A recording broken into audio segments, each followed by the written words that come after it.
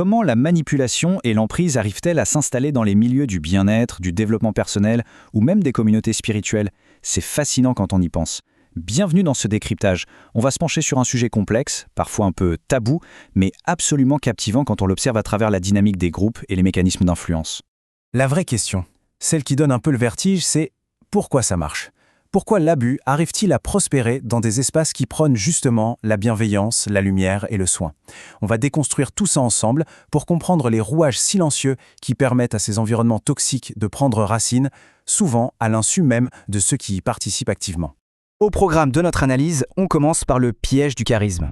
Ensuite, on parlera des frontières floues et du pouvoir, puis de la redoutable loi du silence. On enchaînera avec l'illusion spirituelle pour finir sur des pistes concrètes afin de garantir une pratique véritablement éthique. C'est parti.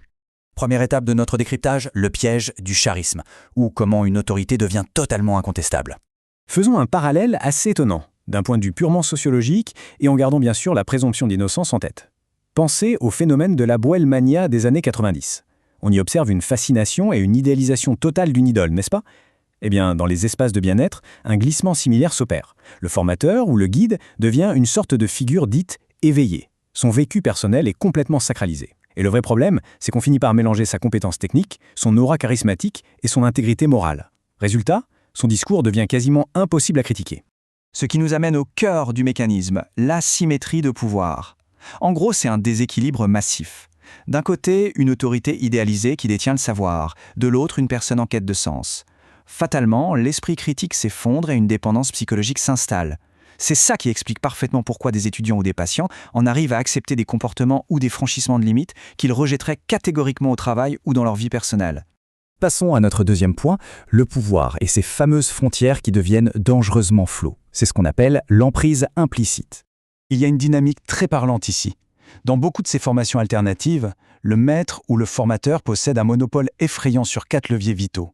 Il détient le savoir théorique, il a le pouvoir de valider l'élève, il contrôle l'accès au réseau professionnel, et pire encore, il a accès à la lecture psychologique intime de l'individu.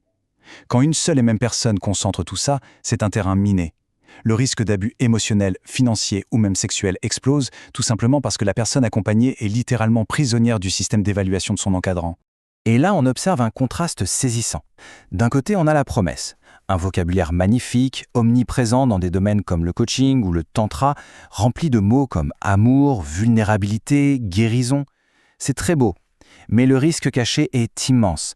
Sans un cadre professionnel ultra rigoureux, le thérapeute se transforme subtilement en sauveur ou en guide absolu. Les limites s'effacent, la relation strictement professionnelle dérive vers l'affectif. Et c'est exactement dans ce flou que le danger s'enracine. Troisième axe de notre analyse, la redoutable loi du silence. Face à tout ça, pourquoi se taire?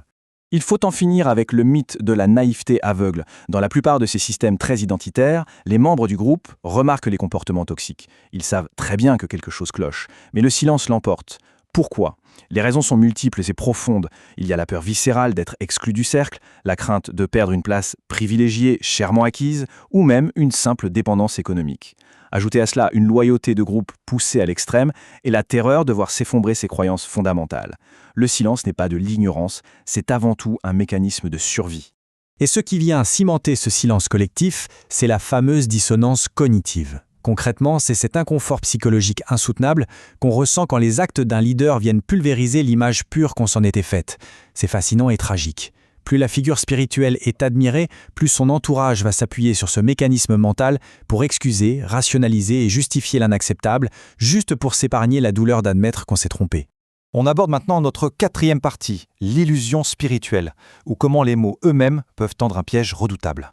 Prenez cette phrase. Cette personne parle de conscience, donc elle est forcément consciente. C'est le sophisme absolu, le raccourci mental qui fait le plus de ravages dans les espaces holistiques. C'est une croyance implicite, dévastatrice, on en vient à déduire la vertu et l'intégrité de quelqu'un par sa simple capacité à utiliser les bons mots.